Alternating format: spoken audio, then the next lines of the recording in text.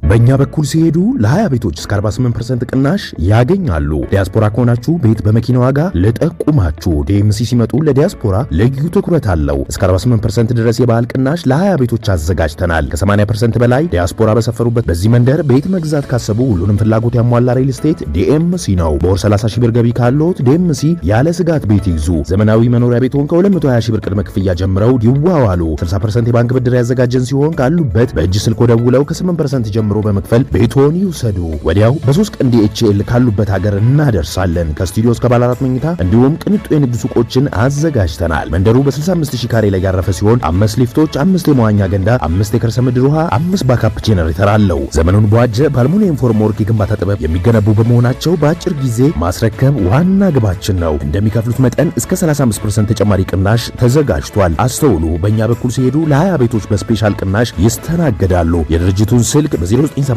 88 34 34 በ0988 88 56 56 ብለው ቢደውሉ መረጃ ያገኛሉ።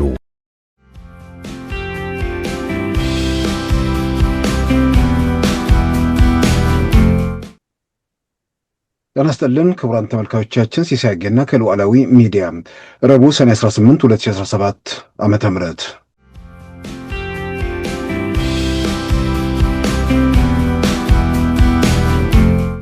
በጣም የሚያስጨንቀኝ እንቅልፍ የሚነሳኝ ነገር ፉከራዎች ሲሰማ በሚስካልኩሌሽንስ የተፈጠሩ በ10 ሺዎች ያጣንበት ጦርነት የሚደገምበት ሁኔታ መኖር የለበትም።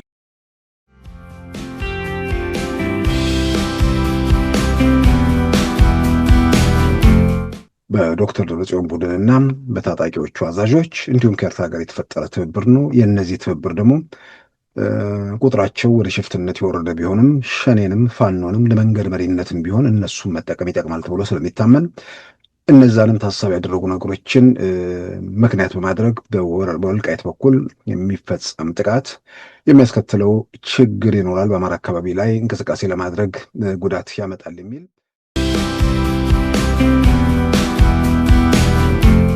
በዛሬው ዝግጅታችን በእነዚህና በሌሎች ወቅታዊ ጉዳዮች ላይ ትኩረት አድርገናል። አሁን ወደ ዕለቱ ዜናም እናመራለን።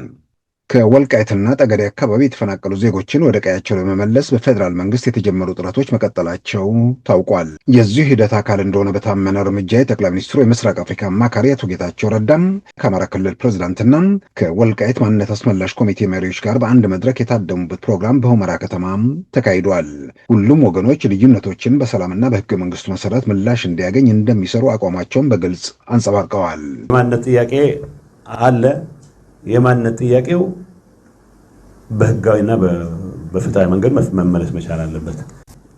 ምንም አይነት በግጭትም በብረት የሚመጣ ዘላቂ ሰላም የህዝቦች ትስስር ይኖራል ብለን አንገምትም።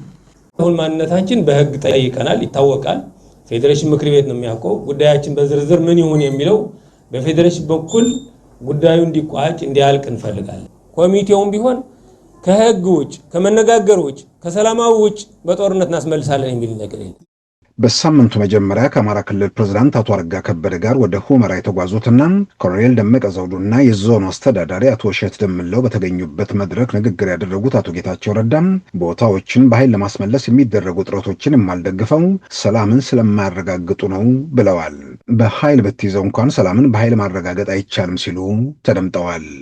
አሁን በሰራዊት ገባለን የሚባለውን ሐሳብ በጣም ማለግፈው ቢሳካም ኖሮ በአንድ ቀን የሚያዝ ዞንም ቢሆን ኖሮ በጣም ያጠበቀ ሰው መኖሪያ ቤት ታስገባል። ሰላም መኖር መቻል አለበት። የሚመጣ ሰው በጉልበት አስገብተው ሌላ የመጠፋፋት ሳይክል ቦታዎችን በኃይል እናስመልሳለን የሚሉ ወገኖች ትብብርና ውይይት እንደማስደስታቸው የገለጹት አቶ ጌታቸው ረዳም የጦርነት ነጋሪት የሚጎስሙ ወገኖች ቢኖሩም የትግራይ ህዝብ የሚፈልገው ሰላምን ነው። የትግራይ ህዝብ ከሰላም ውጭ አጀንዳ እንደሌለው መጠራጠር አይገባም ብለዋል።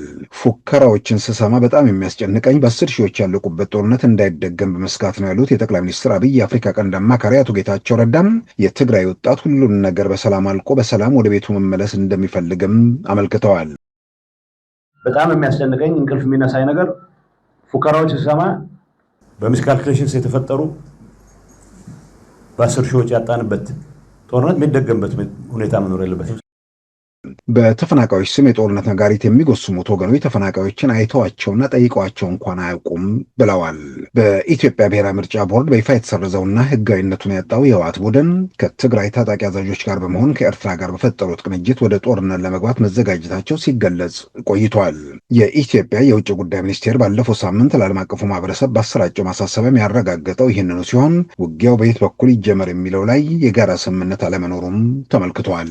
የጸጥታ ምንጮች እንደሚገልጹት በኤርትራ ወገን ለህወሓት ቡድን የተነገረው በአፋር የሚገኙ የትግራይ አማጽያንን በመምታት ጦርነቱ እንዲጀመር የሚያሳስብ ቢሆንም በህወሓት በኩል የትግራይ ህዝብን ድጋፍ ለማግኘት ጦርነቱን በወልቃይት በኩል መጀመር ይገባል የሚል መሆኑም ተመልክቷል። በወልቃይት በኩል ጦርነቱን መጀመር አብረውን የሚሰለፉ የፋኖ ታጣቂዎችን በአማራ ህዝብ ዘንድ ተቀባይነት የሚያሳጣ ስለሆነም በአፋር በኩል ጦርነቱን መጀመር ይገባል የሚል ግፊት መቀጠሉም ተመልክቷል። ሆኖም ውጊያውን ለመጀመር ቢስማሙም ውጊያው በየት በኩል ይጀመር የሚለው ላይ የመጨረሻ ውሳኔ እንዳልተሰጠም የመረጃ ምንጮች አመልክተዋል። የአሜሪካ ፕሬዝዳንት ዶናልድ ትራምፕ የ2025 የሰላም የኖቤል ሽልማት እንዲያገኙ በእጩነት ያቀረቧቸው ሰው እጩነቱን ማንሳታቸውን አስታወቁ። ታዋቂው የአሜሪካ መጽሔት ኒውስዊክ በትናንትናው ዕለት እንደዘገበው ዶናልድ ትራምፕን የሰላም የኖቤል ሽልማት እንዲያገኙ በእጩነት ያቀረቡት የዩክሬን የፓርላማ አባል ነበሩ። በዩክሬን ፓርላማ የውጭ ግንኙነት ኮሚቴ ሊቀመንበር አሌክዛንደር ሞርዚኮ ለኒውስዊክ እንደገለጹት ፕሬዚዳንት ትራምፕን በእጩነት ያቀረቧቸው በዩክሬንና ሩሲያ ሰላም ያሰፍናሉ በሚል ተስፋ እንደነበር ገልጸው አሁን ግን ፕሬዚዳንቱ ትኩረታቸው መካከለኛው ምስራቅ ላይ በመሆኑና በዩክሬንና ሩሲያ ጉዳይ ላይ ምንም ተስፋ የሚጣልባቸው ሆኖ ባለመገኘታቸው ፕሬዚዳንቱን ከእጩነት ዝርዝር ውስጥ እንዳወጧቸው አመልክተዋል። የዩክሬን የፓርላማ አባልና የውጭ ግንኙነት ኮሚቴ ሰብሳቢ የዶናልድ ትራምፕን የእጩነት ማመልከቻ ቢስቡም የፓኪስታን መንግስት ዶናልድ ትራምፕ የኖቤል ሽልማት ይገባቸዋል ሲል ጥሪ አቅርበዋል። በህንድና ፓኪስታኑ ውዝግብ ጣልቃ ገብተው ሰላምን ያረጋገጡት ፕሬዚዳንት ትራምፕ በመሆናቸው የ2025 የሰላም የኖቤል ሽልማት ይገባቸዋል ብለዋል። ትራምፕ በመጀመሪያው ስልጣን ዘመናቸው የኖቤል የሰላም ሽልማት ሲገባኝ ታልፌያለሁ ማለት ቁጭታቸው መግለጻቸው ይታወሳል። በዓለም ላይ ከፍተኛ ክብር የሚያስገኘውን የኖቤል ሽልማት በሰላም ዘርፍ ካገኙ የሀገራት መሪዎች ግንባር ቀደም ሆነው የተገኙት የአሜሪካ ፕሬዝዳንቶች ናቸው። ከ100 ዓመታት በላይ በተሻገረው የሰላም የኖቤል ሽልማት ከ47ቱ የአሜሪካ ፕሬዝዳንቶች ባራክ ኦባማን ጨምሮ 4ቱ የሰላም የኖቤል ሽልማት አግኝተዋል። በአፍሪካ አህጉር የሰላም የኖቤል ሽልማት ያገኙ የሀገራት መሪዎች የደቡብ አፍሪካዎቹ ኔልሰን ማንዴላና ዴክለርክ፣ የግብፁ አንዋር ሳዳት፣ የላይቤሪያው ኤለን ሰርሊፍ እንዲሁም የኢትዮጵያው ጠቅላይ ሚኒስትር ዶክተር አብይ አህመድ ናቸው። ከአፍሪካ መሪዎች የሰላም የኖቤል ሽልማቱን ያለ ሌላ ተጋሪ በማሸነፍ ጠቅላይ ሚኒስትር አብይ አህመድ ብቸኛ ሆነው ተመዝግበዋል። የኖቤል ሽልማት በዓለም ላይ ከፍተኛው የክብር ሽልማት ሲሆን በገንዘብም ረገድ 11 ሚሊዮን የስዊድን ክሮኖር ወይንም 1 ሚሊዮን የአሜሪካን ዶላር ያሸልማል።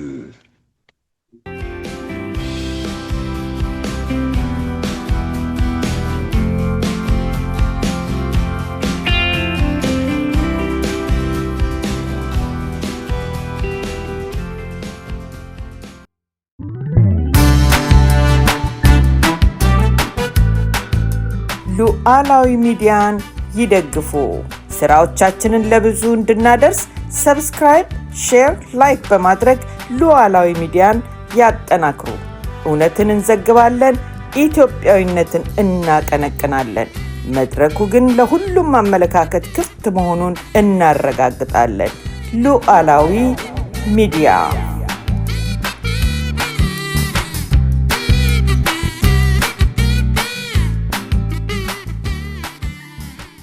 በኢትዮጵያና በኤርትራ መንግስታት መካከል ያለው አለመግባባት ወደ ከፍተኛ ደረጃ መሸጋገሩን የሚጠቁሙ ምናልባትም ወደ ግጭት ሊያመሩ የሚችሉበት ሁኔታን የሚፈነጥቁ መረጃዎች ናቸው በስፋት እየወጡ እየተሰራጩ ያሉት። በሳምንቱ መጨረሻም የኢትዮጵያ የውጭ ጉዳይ ሚኒስቴር ለዓለም አቀፉ ማህበረሰብ የላከው መልእክትም ይህንኑ የሚያረጋግጥ ነው። ሆኖም በመጨረሻውም ሰዓት ቢሆን አልረፈደም ማለት ይቻላል። በየትኛውም አጋጣሚና ሁኔታ ውስጥ መንግስታት ተነጋግረው ተወያይተው ችግሮቻቸውን ለመፍታት ያላቸው እድል አሁንም ዝግ ነው ብዬ አላምንም።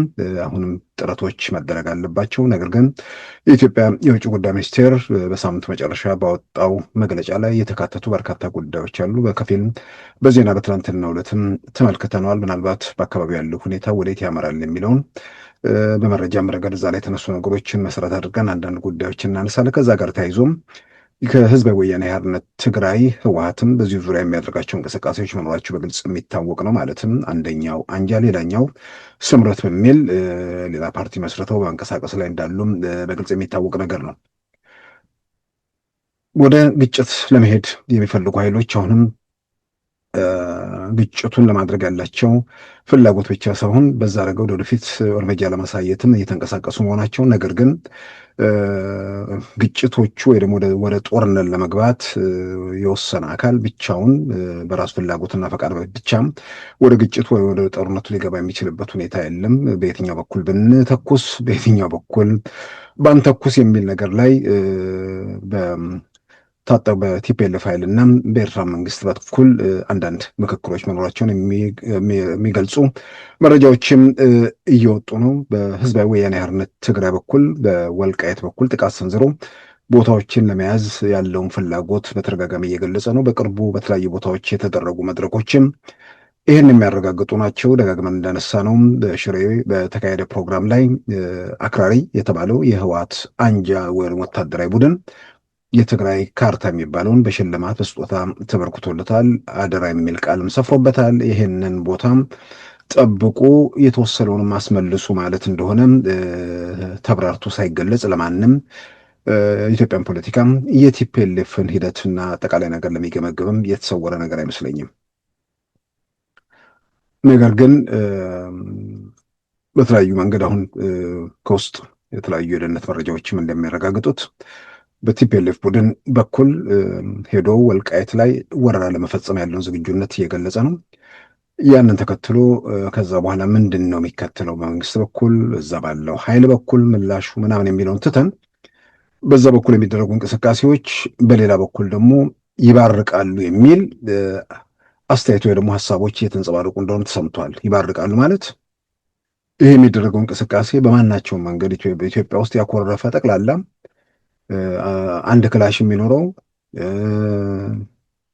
ላውንቸር የሚኖረው ቢላ የሚኖረው ለመቃወም የወሰነውን ሁሉም አሰባስበን በመንገድ መሪነትም በተለያየ መንገድ የሆነ ነገር መንግስት ላይ ጫና እንፈጥራለን የሚል ሙከራና እቅድ፣ ይሄም እቅድ የኤርትራ መንግስትን የጨመረ መሆኑ በተለያየ መንገድ እየተሰማ ነውና በዚህ ረገድ በዋናነት በህወሓትና በህወሓት አንጃ ማለትም በዶክተር ደብረጽዮን ቡድንና በታጣቂዎቹ አዛዦች እንዲሁም ከኤርትራ ጋር የተፈጠረ ትብብር ነው። የእነዚህ ትብብር ደግሞ ቁጥራቸው ወደ ሽፍትነት የወረደ ቢሆንም ሸኔንም ፋኖንም ለመንገድ መሪነትም ቢሆን እነሱን መጠቀም ይጠቅማል ተብሎ ስለሚታመን እነዛንም ታሳቢ ያደረጉ ነገሮችን ምክንያት በማድረግ በወልቃይት በኩል የሚፈጸም ጥቃት የሚያስከትለው ችግር ይኖራል፣ በአማራ አካባቢ ላይ እንቅስቃሴ ለማድረግ ጉዳት ያመጣል የሚል ግምገማም በኤርትራ በኩል እንዳለም፣ በህዝባዊ ወያነ ሓርነት ትግራይ በኩል ደግሞ ወደ ወልቃይት ሄደን ያንን ካላደረግን ምን ትርጉም አለው? የህብረተሰቡን ድጋፍ ለማግኘት የትግራይ ህዝብ በተለያየ መንገድ በኩርፊያም በቁጣም ውስጥ ያለውን ህዝብ ወደ ራስ ጉያ ለማስገባት ያለው አማራጭ ሄዶ ወደ ወልቃይት አካባቢ የትግራይ ሉዓላዊ ግዛት የሚባለው ማስመለስ ነው በሚል በዚህ ረገድ ህወሓቶች እዚህ ላይ ጠንካራ አቋም ይዘው የምንድን ነው እየተከራከሩ ወይ ደግሞ ሀሳብ እየተለዋወጡ መሆናቸውን ያላለቀ በእንጥልጥል የቀጠለ ጉዳይ መሆኑን ነው የምንረዳው።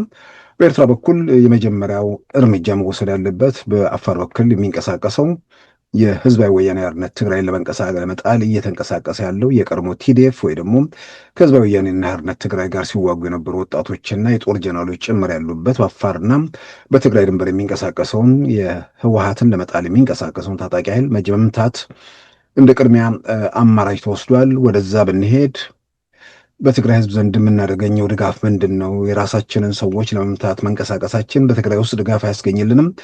ይልቁንም በተቃራኒ ሁኔታ ሊያስከትል ስለሚችል ወደ ወልቃይት መሄድ አለብን የሚለው ላይ እንግዲህ መረጃዎቹ በሚወጡበት ጊዜ ውስጥ በዚህ ጉዳይ ላይ ያላለቀም የተንጠለጠለ የሚንከባለል ጉዳይ አለ።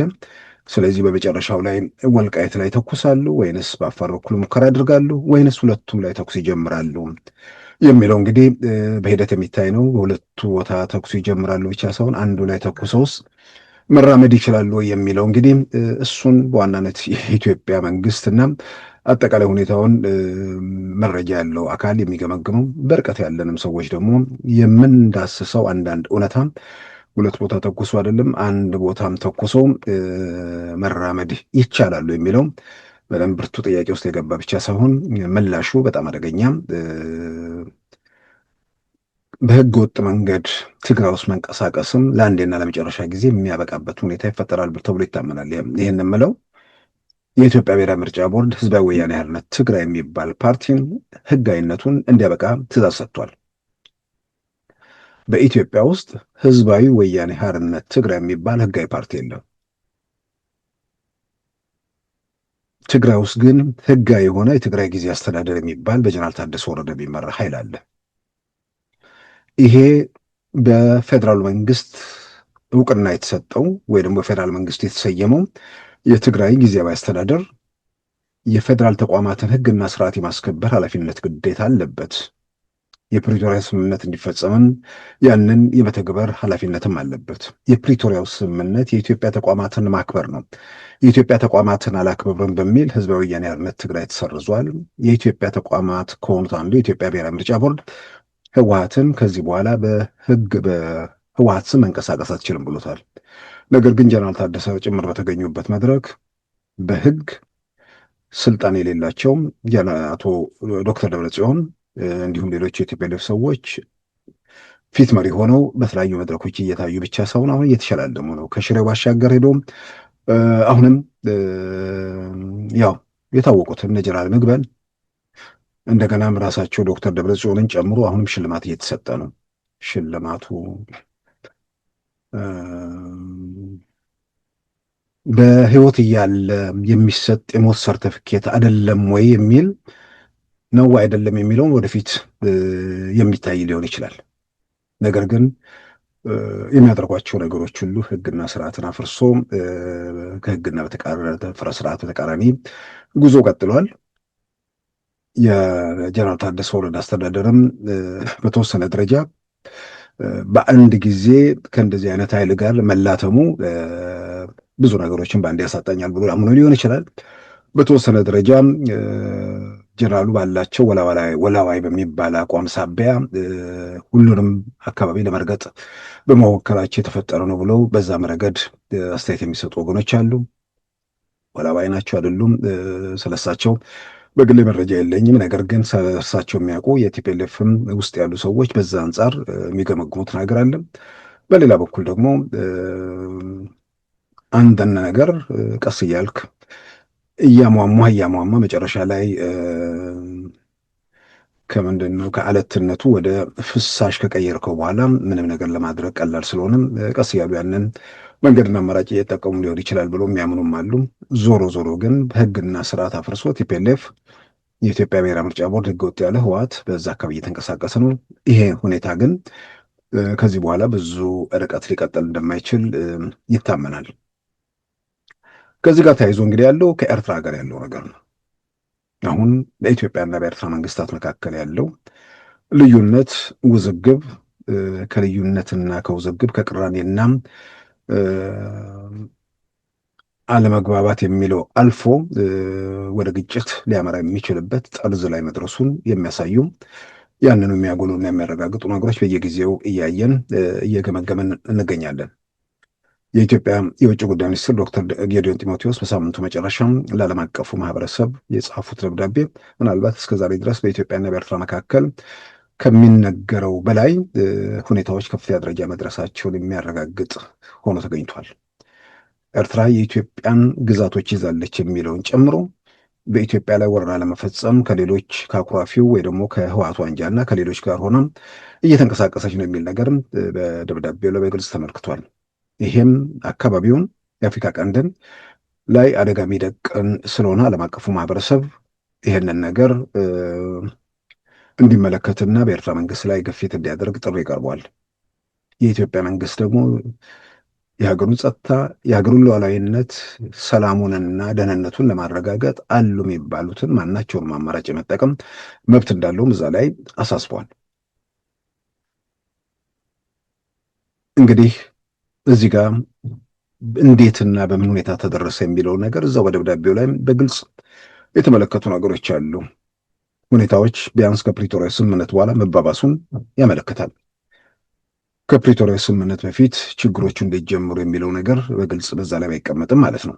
ነገር ግን ዞሮ ዞሮ ከትግራዩ ጦርነት ጋር ተያይዞ በኢትዮጵያና በኤርትራ መንግስታት መካከል ልዩነቱ ወደ አለመግባባት፣ አለመግባባቱ ወደ ቅራኔ፣ ቅራኔው ወደ ከፍተኛ ቀውስ እየተሸጋገረ መሆኑን የሚያሳዩ ነገሮች ናቸው። በፕሪቶሪያው ስምምነት ጋር ከመደረሱ በፊት እንግዲህ የኢትዮጵያ መንግስት በአካባቢ ያለው ሁኔታ በዘላቂነት ለመፍታት በተለይም የጠቅላይ ሚኒስትር አብይ መንግስት ወደ ስልጣን ከመጣ በኋላ ከኤርትራ ጋር ያለውን ግንኙነት ለማደስ የፕሪቶሪያው የአልጀርሱ ስምምነት ስራ ላይ እንዲውል ካለው ፍላጎትም ጭምር ከኤርትራ ጋር የጀመረውን ሐምሌ 1 2010 ዓ.ም ወዲያው ለውጡ በመጣ በወራት ጊዜ ውስጥ የደረገውን ስምምነትና ከዛ በኋላ የህዝብ ለህዝብ ግንኙነት፣ የንግድ ግንኙነት፣ የበረራ፣ የስልክ እነዚህ ሁሉ ግንኙነቶች በኤርትራ መንግስት መልካም ፈቃድ ጭምር መጀመራቸውን ያስታውሳል። የፕሪቶሪያው ስምምነትን ተከትሎ ደግሞ ግንኙነቱ እየተበላሸ ወይ ደግሞ የግንኙነቱ መበላሸት እየተባባሰ መምጣቱን ይገልጻል። የህዝባዊ ወያኔ ሓርነት ትግራይ በህዝብ የተመረጠውን የኢትዮጵያ መንግስት በኃይል ለመጣል ያደረገውን እንቅስቃሴ ተከትሎ የኢትዮጵያ መንግስት ያንን ለመመከቱን ከዛ በኋላም በዘላቂ ሰላም ችግሩን ለመፍታት የፕሪቶሪያ ስምምነትን መፈረሙን ይሄ የፕሪቶሪያ ስምምነት ግን በኤርትራ በኩል በጎ ምላሽ አልተገኘም እንዳለመገኘቱን በደብዳቤው ይጠቅሳል። በበጎ ምላሽ ላለመገኘቱ እዛ ጋር የሚያነሳው የኤርትራ መንግስት ፍላጎት ኢትዮጵያን ማዳከም ስለሆነ እንዲህ አይነቱን ወደ ዘላቂ ሰላም የሚያመራ ነገር ፍላጎት የለውም። ስለዚህ ኢትዮጵያን ለማዳከም ካለው ፍላጎት የኛውን ስምምነት አልደገፈም። በዚህም የተነሳ ልዩነቶች እየጨመሩ መምጣታቸውን የታጠቁ ኃይሎችንም ያኮረፈውን የቲፒኤልኤፍም ኃይል ጨምሮ የኢትዮጵያን ሉዓላዊነት፣ የግዛት አንድነት በሚጥሱ ተግባራት ላይ ኤርትራ መንግስት ተሰማርቷል፣ አሁንም በኢትዮጵያ ግዛት ውስጥ ይገኛል በሚል በግልጽ ተመልክቷል። ቀደም ሲል በሁለቱ መንግስታት መካከል በተደረገው ስምምነት መሰረት የተጀመሩ የአየር ትራንስፖርት እንዲሁም የህዝብ ለህዝብ ግንኙነትና የመሳሰሉትን እነዛን መልሶ በመከልከል ረገድ የኤርትራ መንግስትን ተወቃሽ ያደርጋል። የኢትዮጵያ አየር መንገድ ወደ አስመራ እንዳይበር መከልከል ብቻ ሳይሆን የኢትዮጵያ አየር መንገድ ገንዘብን ጭምር በመያዝ በሌላም በኩል በኢትዮጵያና በኤርትራ መካከል ያለውን የንግድ የህዝብ ለህዝብ ግንኙነት ጭምር የሚያወኩ ተግባራትን በኤርትራ በኩል መፈጸሙን ነው እንግዲህ የሚዘረዝረው።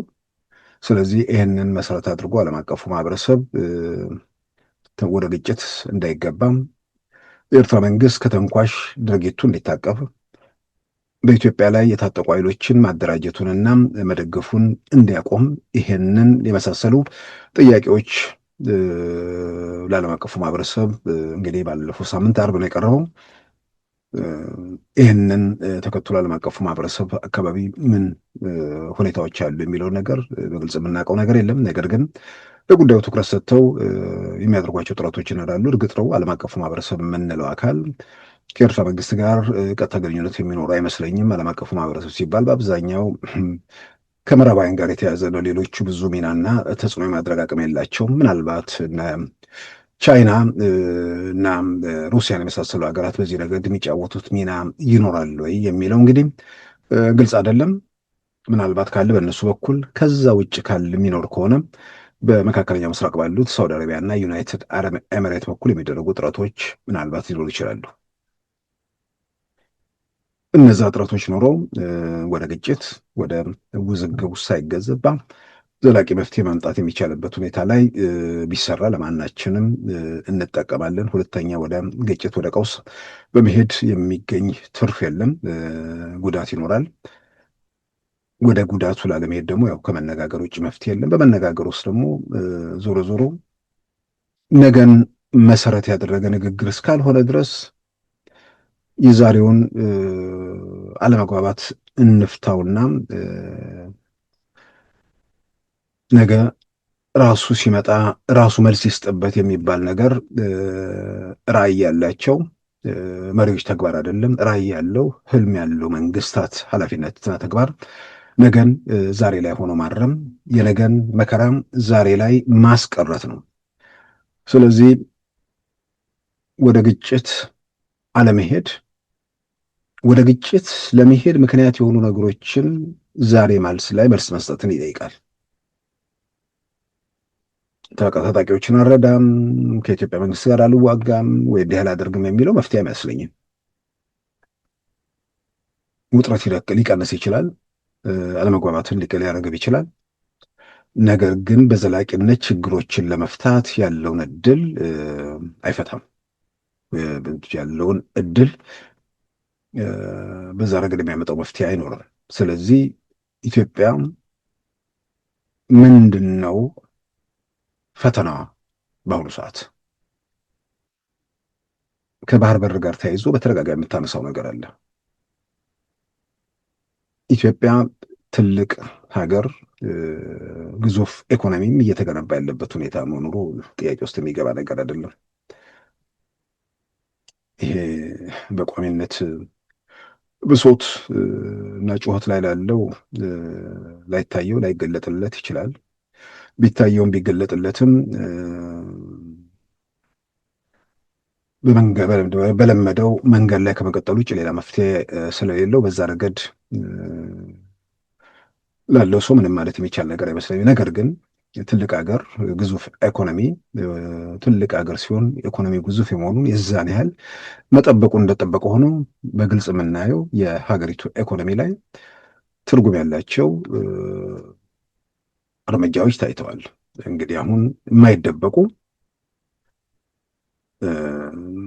ሰዎች ከኪሳቸው አውጥቶ የማይናገሩት መረጃዎች እየወጡ ነው። ኢትዮጵያም በውጭ ንግድ ይህን ያህል ዶላር አገኘች የሚል ነገር የኢትዮጵያ መንግስት በግሉ የሚያውቀው ዳታ አይደለም፣ ዓለም አቀፍ ዳታ ነው። ዓለም ገበያ ላይ ያለ የሸቀጦች ልውውጥ ውጤት ነው። ስለዚህ በንፉቅቅ 2 ቢሊዮን ዶላር ላይ ሲዳክር የነበረ መንግስት ወደ 8 ቢሊዮን ዶላር በላይ በዓመት ማግኘት የሚችልበት ሁኔታ መፈጠሩን ተመልክተናል። አሁን አንዳንድ አስገራሚ ነገር ነው። የሰውን ንቃተ ህሊና እንዴት አድርገው እንደሚንቁ አንዳንዶቹ ራሳቸው የግንዛቤ ችግርም ስላለባቸው የራሳቸውን የግንዛቤ ችግር ሌላ የግንዛቤ ችግር ላለበት ሰው ሲሸጡም እያየን ነው። የኢትዮጵያ የብር ምንዛሪ ስለቀነሰ ነው ቢሊዮን ዶላሩ ከፍ ያለው። ስለ ኢትዮጵያ ብር እኮ አይደለም የምናወራው። የኢትዮጵያ ብር ሳይሆን የአሜሪካን ዶላር ነው። ከብር መለወጥና ለመለወጥ ጋር ቢሊዮን ዶላሩ የአሜሪካ ገንዘብ ጋር ምን ያገናኘዋል? ብሩ ተመቶ በኢትዮጵያ ብር ከዚህ ቀደም 20 ቢሊዮን ብር ነበር ኢትዮጵያ በውጭ ንግድ ያገኘችው፣ ዛሬ 40 ቢሊዮን ነው ቢባል ልክ ነው። የውጭ ምንዛሪው ዲቫሉዌት በተደረገበት መጠን ጋር ወደ እጥፍ ስለሆነ 40 ቢሊዮን ቢሆን ልክ ነው። ያንው የተገኘው ብር ነው የተገኘው ማለት ይቻላል። አሁን በአሜሪካን ዶላር ነው። የአሜሪካ ዶላር አይደለም ዲቫሉዌት የተደረገው የኢትዮጵያ ብር ነው። ይህን ማነሳው ያው ኢኮኖሚው ላይ ወደንም ጠላንም የሚታይ የሚዳሰስ የሚጨበጡ ነገሮች አሉ። እነዛ ነገሮች ወደ እያንዳንዱ ጎጆም ወደ እያንዳንዱ ኪስ ተመንዝረዋል የሚለው ነገር ላይ እሱን ላይ ጥያቄ ማንሳት ይቻላል። እርግጥ ነው ወደ እያንዳንዱ ኪስ ሁሉ ነገር ይመነዘራል ማለት አይደለም። ነገር ግን ደግሞ የዛኑ ያህል የብዙሃኑን ህይወት ኑሮ በተወሰነ ደረጃ ደግሞ የሚነካ ማለት በመለወጥ ረገድ የሚኖሩ ነገሮች እዛ ላይም ደግሞ ስራዎች መሰራት እንዳለባቸው ጥያቄ ውስጥ መግባት የለበትም። ስለዚህ ትልቅ ኢኮኖሚ፣ ትልቅ ሀገር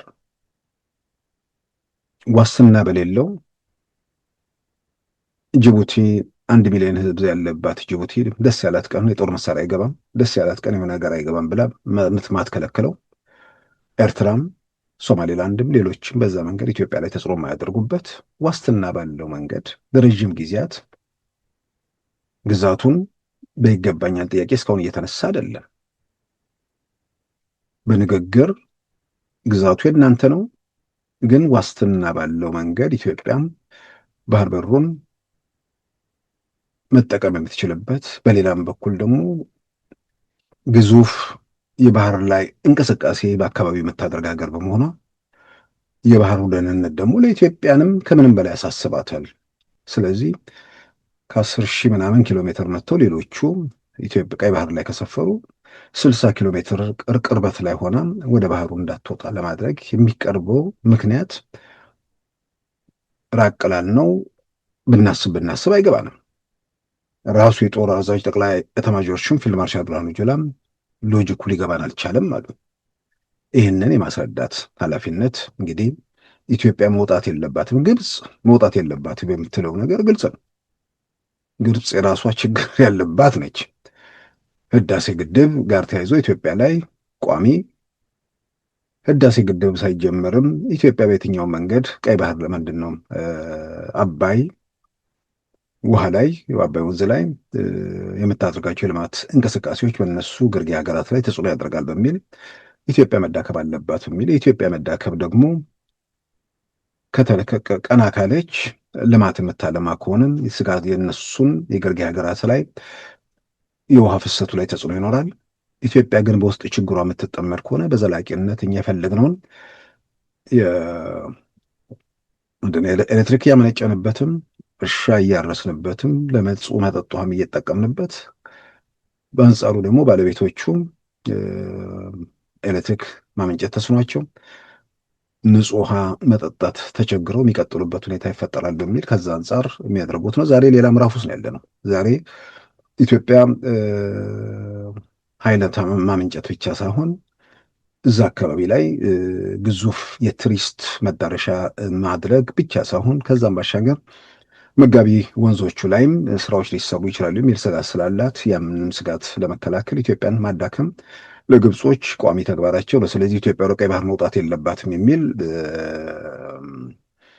ከአንዱ ጫፍ ወደ አንዱ ጫፍ ሲዘሉ ወደ ኤርትራ፣ ወደ ካይሮ፣ ወደ ምናምን የግብፁ የውጭ ጉዳይ ሚኒስትር፣ የግብፁ የደህንነት ኃላፊ ራሳቸው አብዱልፈታህ አልሲሲ እስከ አስመራ ድረስ የሄዱበትን ነገር እናስታውሳለን። ስለዚህ ከግብፅ አንጻር የራሳቸው ስጋት ስላለባቸው የኢትዮጵያ መረጋጋት እነሱ የደህንነት ዋስትና ያሳጠናል ብለውም ጭምር ስለሚያስቡ ያን ማድረጋቸው የሚጠበቅ ነው። ግን ወንድማማች የሆነው የአካባቢው ህዝብ የኤርትራም፣ የአፋር፣ የሶማሌ ነው፣ የጅቡቲ፣ የሶማሊያ፣ የኬንያ ምናምን ህዝቦች በዚህ ረገድ እስካሁን ድረስ በኬንያ በኩል በዚህ ረገድ የተነሱ ነገሮች የሉም።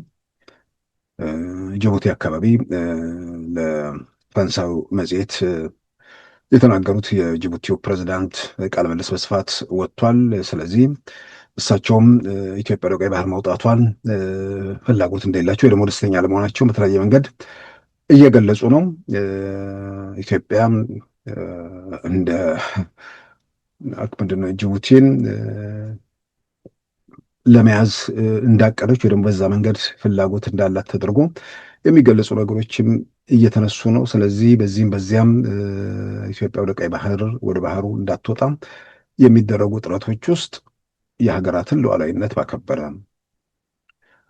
የህዝብ ለህዝብ ግንኙነቱን በጠበቀ መንገድ አሜሪካኖቹ፣ ቻይናዎቹ፣ ጣሊያኖቹ፣ ፈረንሳዮቹ እንደመጡት ሁሉ ኢትዮጵያ በቅርብ ርቀት ውስጥ ጉዳዩ ስለሚመለከታት ያንን እንዳታደርግ ምንድን ነው ምክንያት የሚለው ማስረዳት፣ ያን ማስረዳት ካልቻሉ ለሌሎቹ የተደረገው በቅርብ ርቀት ውስጥ ላለችው ኢትዮጵያ ያንን መብት መንፈጉ ምን መከልከል ማግኘቷ ምን የሚያሳጣቸው ነገር እንዳለ እሱም ቢያስረዱ ምናልባት ለክርክር ለውይይትም ለምንም በብዙ መልኩ ያግዛል። የባህር በር የሌላት ኢትዮጵያ ብቻ ስላልሆነች የግድ አያስፈልጋትም የሚል መከራከሪያ ሚዛን የሚደፋ አይመስለኝም። የባህር በር የግድ ሊኖረኝ ይገባል የሚል እስካሁን መከራከሪያም በኢትዮጵያ መንግስት በኩል እንትን እያለ አይደለም። የባህር በርን በተመለከተ ዘላቂ ዋስትና በሚሰጥ መንገድ ኢትዮጵያ ራሷ መጠቀም የምትችልበት ሁኔታን ለማግኘት በዛ ረገድ ነው ኢትዮጵያ መንግስት ጥያቄ። ነገር ግን ይህንን ገፍቶ ወደ ባህር እንዳትወጣ የሚደረገው ግፊት ዋስትና ባለው ባህር በር ለመጠቀም ያላትን ነገር መንፈግ፣ ከዛ አልፎ ደግሞ ይህን ነገር ጥያቄ እንዳይነሳ ወይ ደግሞ ጥያቄ ወደፊት እንዳይገፋም ኢትዮጵያን በውስጥ ግጭትና ቀውስ ማመስ ይጠቅመናል ተብሎ የሚካሄድበት ነገር ውጤቱ ከንግግር ከውይይት ባሻገር ጉዳዮች በኃይል የሚያልቁበትን ሌላ ሁላችን የምንፈልገው ያልተጠበቁ ሁኔታዎችን ሊጋብዝም የሚችልበት እድል ዝግ አይደለም። ነገር ግን ወደዛ ሳይደረስ ሀገራት ወንድማማች ህዝብ አካባቢ ላይ ያለ በጋራ ተደጋግፎ በቋም ማደግ የሚችልበት አንዱ የሌለውን ሌላው የሚሰጥበት ተደጋግፎ ተጋግዞ መሄድ የሚቻልበት ሁኔታ ለመፍጠር አሁንም እድሉና መንገዱ ዝግ አይደለም። ከዛ ውጭ የከሰሩ እጅና እግራቸውን ያጡ ፍንክትካቾችን ስብርባሪ ድርጅቶችን ሰብስቦ ኢትዮጵያ ላይ ተጽዕኖ ለማድረግ ይቻላሉ የሚለውን ምናልባት የኤርትራ መንግስት በዛ ደረጃ ኢትዮጵያን ለማዳከም ወይ ደግሞ ኢትዮጵያ አጀንዳውን መልሳ እንዳታነሳ ለማድረግ ይሄኛው መንገድ ያዋጣኛል ካለ ቆም ብሎ መልሶ መመርመሩና ለመፍትሄው ነገሮችን በጥሞና መመልከቱ ብዙ መልኩ ያግዛል። መነጋገር በኢትዮጵያ መንግስት ጋር እስካሁን ያለው ነገር የመነጋገር ነገር ነው። ምን ሰማውን ነው ፊልድ ማርሻል ብርሃኑ ጁላ በአደባባይ የሚያረጋግጡት ጉዳይ ነው። ሰው እንኳን ሀገራት የሚሊዮኖችን ጉዳይ በእጃቸው ያዙ መሪዎች አይደሉም። በቤተሰብ በጎረቤት በአካባቢ የሚፈጠሩ ነገሮችን እንኳን ለመፍታት ንግግር ነው። ከንግግር እየተሻለ ለሰላም ለወንድማማችነት ዋስትና የሚሰጠው ነገር የለም እና በብዙ መልኩ ስናይ ብዙ የረፈደ የሚመስሉ ነገሮች አሉ። እንዲረፍድ ደግሞ የበለጠ እንዲረፍድ የሚያደርገው የኢትዮጵያ ፖለቲካ ወይ ደግሞ የአካባቢ ፖለቲካ ላይ ግለሰቦች በህዝብ ላይ በእልህ የሚፈጥሯቸው ነገሮች ደግሞ የግለሰብ እልህ የግለሰብ ቢሆን ችግር የለውም። የሀገር ሲሆን ደግሞ ጉዳቱ ከፍተኛ ሊሆን ስለሚችል በእልህ በስሜት በምናምን ከሚደረጉ ነገሮች ይልቅ በጋራ መክረው ከዚህ አይነት አዙሪት 60 ምናምን ዓመታት ከመጣንበት ነገር መውጣቱ ብዙ መልኩ ይጠቅማል ብዬ አምናለሁ። ስለዚህ የኢትዮጵያ ውጭ ጉዳይ ሚኒስቴር ያወጣው የላከው ማሳሰቢያ ለዓለም አቀፉ ማህበረሰብ ያደረገው ጥሪ በጣም ከባድ ነው ብዬ አምናለሁ። ችግሩ ያለበትንን ከፍተኛ ደረጃ የሚያመለክት ነው እንደሆነ ነው የምንረዳው። ስለዚህ በዚህ ረገድ አሁንም መንግስታቱ ተነጋግረው ተወያይተው ችግሮችን ለመፍታት በተለይ በወንድማማቹ ህዝብ መካከል ተመልሶ ሌላ አይነት ግጭትና ቀውስ ውስጥ እንዳይገባ ስራዎችን በኃላፊነት መስራቱ በብዙ መልኩ ያግዛል፣ ይጠቅማል። እውነት ለመናገር ኢትዮጵያ ውስጥ ምናልባት አንዳንዴ ቆም ብለው ነገሮችን ያያሉ ብዬ በተለያየ መንገድ እረዳለሁ። ምናልባት ከሁለት ዓመት ተኩል በፊት ምናምን አይነት ነገር አንዳንድ ነገሮች የሆነ ነገር ኢትዮጵያ መንግስት ለማዳከም ባዳከምነው ቁጥር በፍላጎታችን ስር በእኛ ስሜት በእኛ ፍላጎት ስር ይሄዳል የሚል ነገር ወይ ደግሞ ለማስወገድም እንችላለን ብለው ሊያምኑ ይችላሉ። ያኔ የሁለት ዓመት የዛሬ 6 ወር አካባቢ ዛሬ ሌላ ምዕራፍ ውስጥ ነው ያለነው።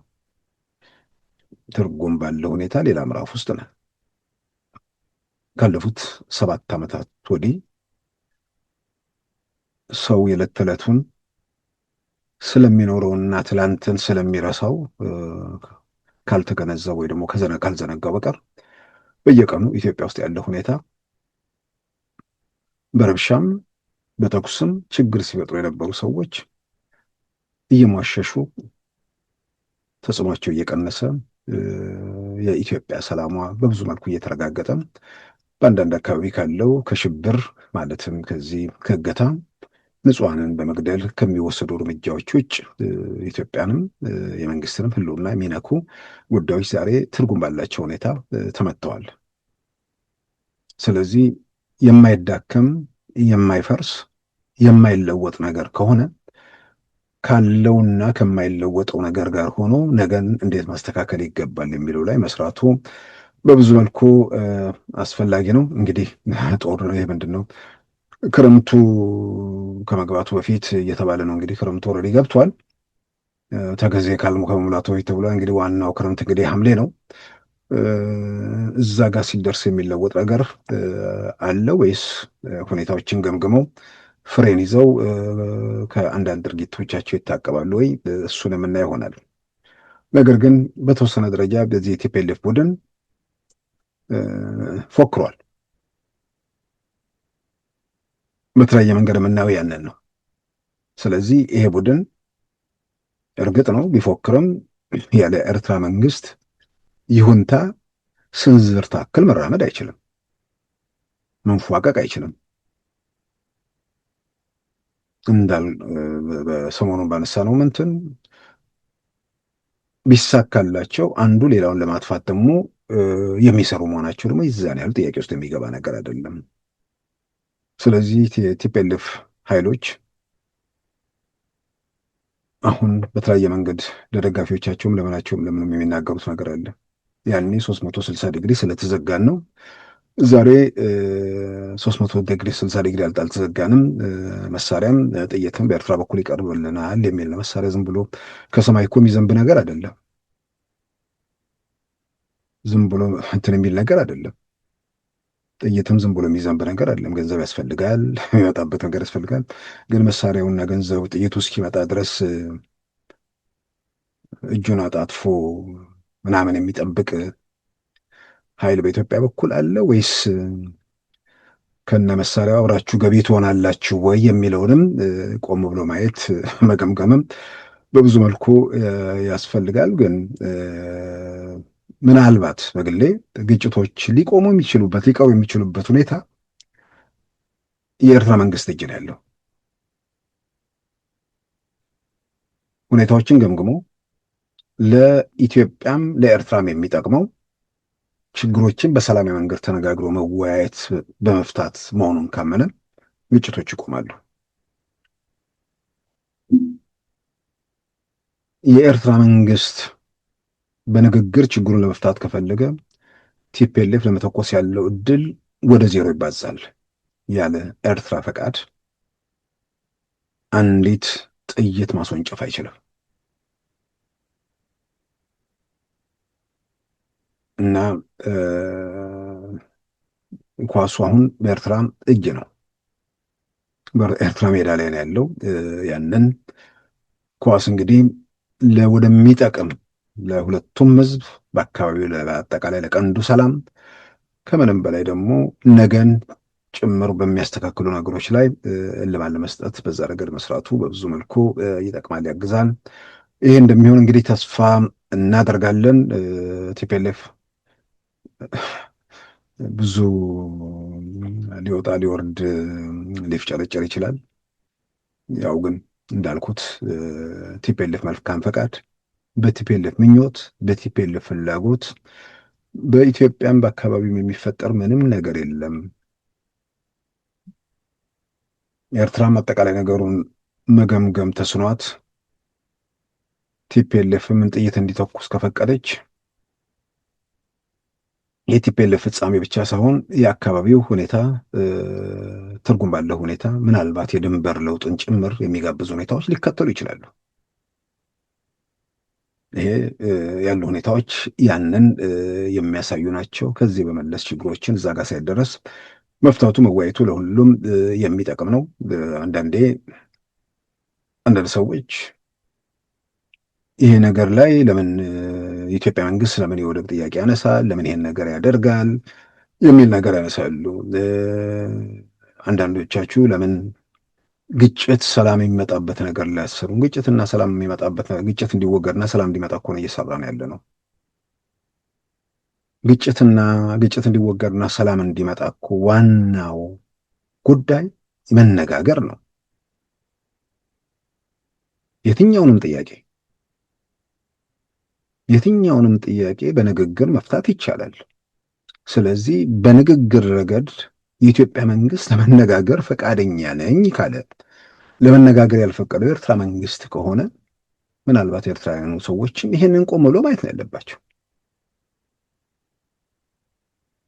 ይሄ ፍንክትካች የሆነን ኃይል ስለረበሸ ማህበራዊ ሚዲያ ላይ ስለ ጮኸ ስለተንጫጫ በግ ህይወት ኖሮ በእግር መራመድ የማይችሉ እጅና እግራቸውን ያጡ ኃይሎች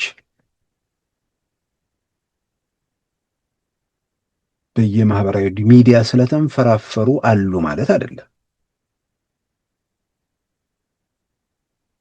እና ከእውነታው ጋር ራስን ማስማማት ነገን የተሻለ ለማድረግ የመነጋገር የመዋየት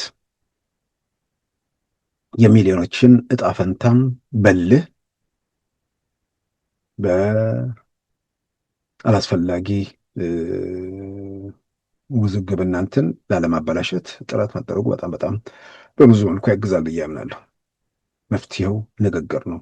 መፍትሄው ውይይት ነው። በውይይት እና በንግግር ብዙ ነገሮችን መሻገር ይቻላል። የጥይት ላንቃ የሚዘጋው እየተተኮሰውም የሚደነብሸው በንግግር በውይይት ብቻ ነው። ከዛ ውጭ ያለ ነገር ለማናችንም የሚበጅ ነገር አይደለምና ተነጋገሩ፣ ተወያዩ፣ ችግሩን በንግግር ፍቱት። አልረፈደም። አሁንም የመጨረሻው ጥይት ድምፅ ወይ ደግሞ የመጀመሪያው ጥይት እስኪተኮስ ድረስ ባለው ጊዜ ውስጥ ብዙ ነገሮችን ለማድረግ ለማስተካከል ያለው እድል ሰፊ ነው። ክቡራን ተመልካቾቻችን የዛሬ ረቡዕ ሰኔ 18 2017 ፕሮግራማችን በዚሁ ተጠናቋል። ጤና ይስጥልን።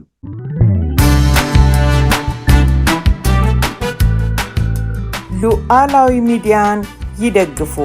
ስራዎቻችንን ለብዙ እንድናደርስ ሰብስክራይብ፣ ሼር፣ ላይክ በማድረግ ሉዓላዊ ሚዲያን ያጠናክሩ።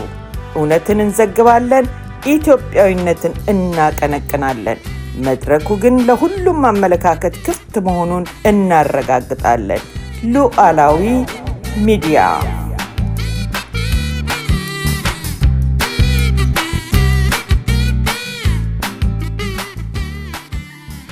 የዛሬ ረቡዕ ሰኔ 18 2017 ፕሮግራማችን በዚሁ ተጠናቋል። ጤና ይስጥልን።